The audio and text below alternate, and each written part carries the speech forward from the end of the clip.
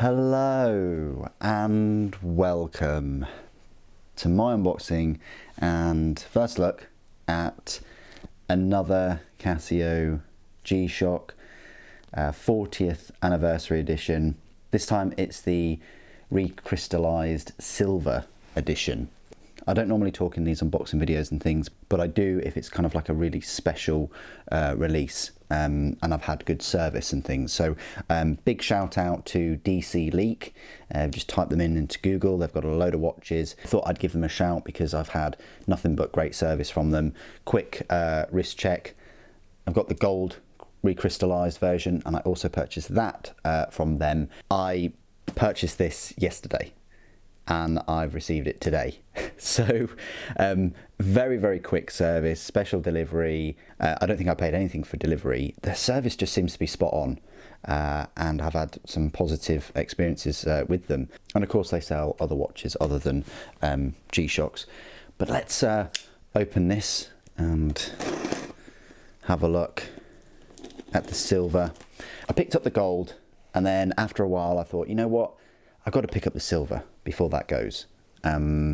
You know, once they're gone, they're gone.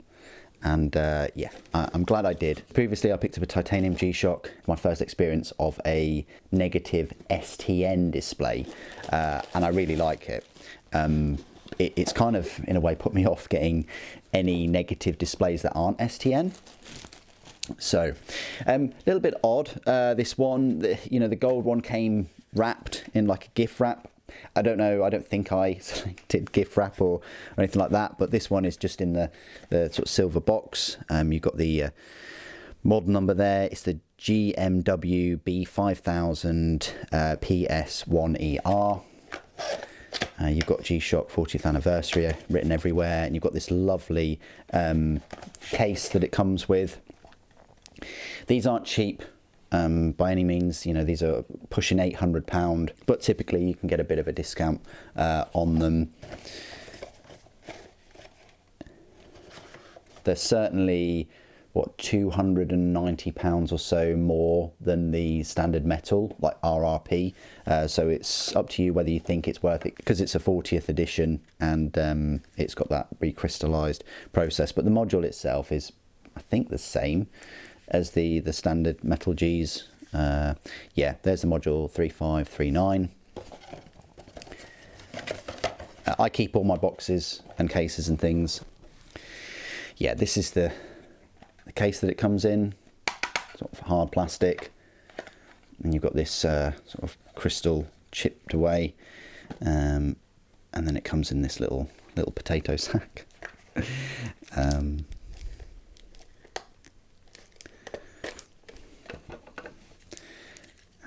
Like so, and it comes all sealed and things. Absolutely lovely. Look at this. I mean, I've bought a couple of watches from other sellers recently and they've been like display pieces because that's why they've had discounts and things. But with DC Leak, both of these came, well, as you can see, brand spanking new with the tape and things on, all sealed, just, you know, with the tag as well. So that's given me, you know, way more confidence. So that's given me so much confidence of, you know, for buying watches from them in the future, because I know that not only will I get great service, but I'll also be guaranteed like a brand new watch that isn't a display watch. If I'm spending sort of £1,000 or so on a watch, I would like to at least know that it, you know, is brand new and all sealed and things, not been, you know, left on display for years. Although, you know, with these solar powered watches, that can be a good thing because it means you get it charged. But I would rather, you know, one of these G-Shocks have hardly any charge and be brand new than get a sort of X-display model. Because if you get an X-display model, I mean, well, it's only one step, slightly higher step than used, really. And I guess you could pick them up for a decent price used.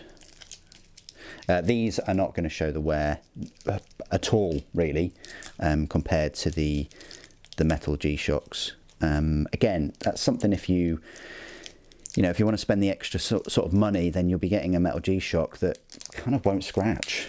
You're not going to be able to see the scratches on this at all, compared to the standard shiny G-Shocks. Let's peel that off, and that is lovely. It's exactly the same display as on my titanium. You know, this negative STN display. The legibility is what you're seeing in the camera is the same as in real life. It's probably a little bit more legible in real life.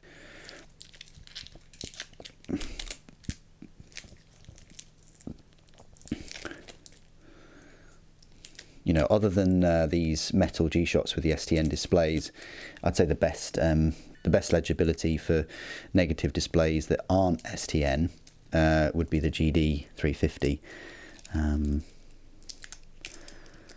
But yeah, that's the thing that kind of puts me off the shiny metal G-Shocks, is the scratches. Yeah, I think that's quite uniform with the links. I'd probably take that link out. The rest are quite shiny. Can I take? Yeah, I can take that one out. Yeah, but not the first two, because they're slightly different sizes. And these, they all look very uniformed. Definitely more uniformed. If I just get a closer look, definitely more uniformed than my gold. I think my gold. Yeah, this one is sort of an odd one. I probably could replace that one though. But I like how they're recrystallised on the clasp as well. Like every part other than the, I want to call this a milled clasp, because it does look milled, it doesn't look stamped. And then you've got the 40th anniversary there with a 3539. It's all stainless steel, but I think this is a DLC on the back, and then the actual stainless steel itself, all of these parts, including the case, has gone through a deep layer hardening process. So yeah, you're not going to see any scratches on this. It doesn't have the sapphire glass, it just has the mineral glass, which is what you get from your normal sort of resin G-Shocks. But the sapphire glass is specifically held back for the titanium metal G-Shocks and the MRGs. I'm not sure about the MTGs though. I need to look into that. But I haven't seen an MTG sort of square, well, for a long time. Yeah, it's heavy, you know, there's no getting around that. It's a heavy watch. All the metal Gs are. My titanium metal G is about 107 grams or so, and these are about 160. So yeah, titanium is about 2/3 of the weight of these. You do feel them on the wrist, but if you're used to like a diver watch or even like a Seiko Monster, it's going to be similar sort of. Well, I think these are a bit lighter than the Seiko Monster. But yeah, that gives you an idea of the display. So you got world time, I think 5 alarms, you got your stopwatch, your timer, your actual time, and then you've got your time. You've got your light. I think I've set mine for 2 seconds, but you can adjust it through the watch. So home time at the moment is Tokyo, so change that to London.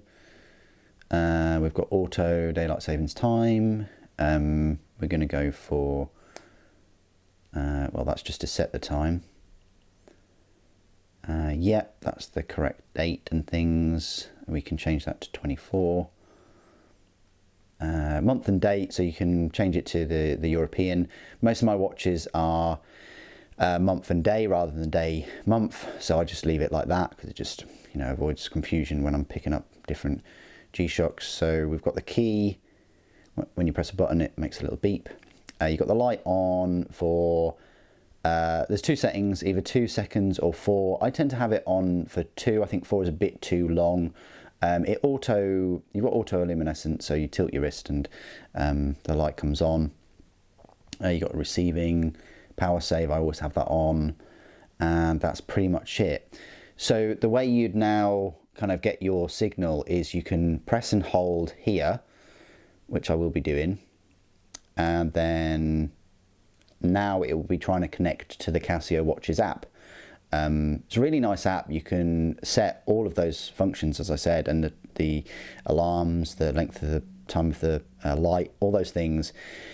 NG means no good, I think.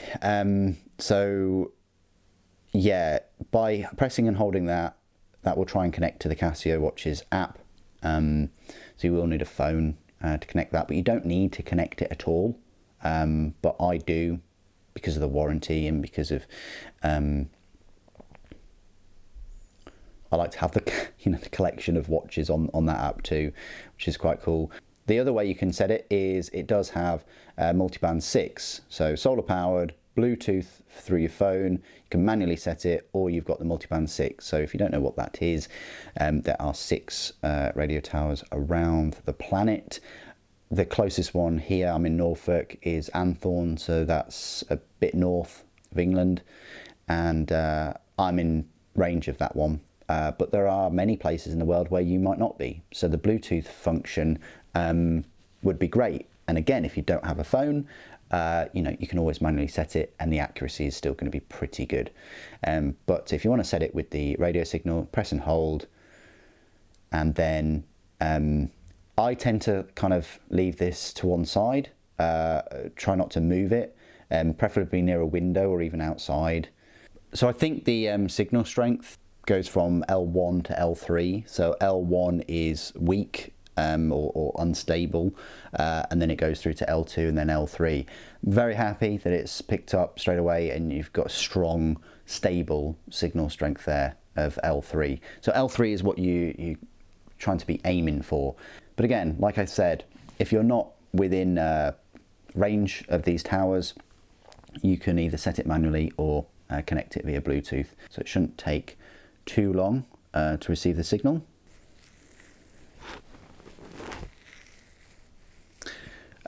So it received the signal because it said OK right at the end. So it just gives you that little note that it received the signal. And if we just check it next to the gold, you can see right there that they're both exactly in sync now, which is lovely. One thing I will say about these Metal Gs is in the morning when you put them on, they can be very, very cold, and it can take a while for them to kind of heat up. This silver one at the moment is frosty as, I'll tell you.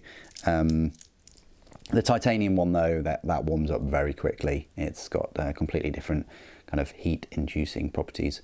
But yeah, very happy with this. I'm not sure the negative display goes with the silver. I'm not sure about that. I still think it would have been nice to have the positive, but with like a silvery background, because this this gold one, that back screen definitely has a tinge of gold to it. It's not your typical kind of green back display. Very happy with these two, and no doubt I'll be giving you an unboxing and first look of the titanium G-Shock that I have. What do you guys think of the silver crystal? What do you guys think of the silver recrystallized metal G-Shock? Please do put your thoughts and opinions down below. Thank you for joining me today. Thank you for watching. The Emperor Protects.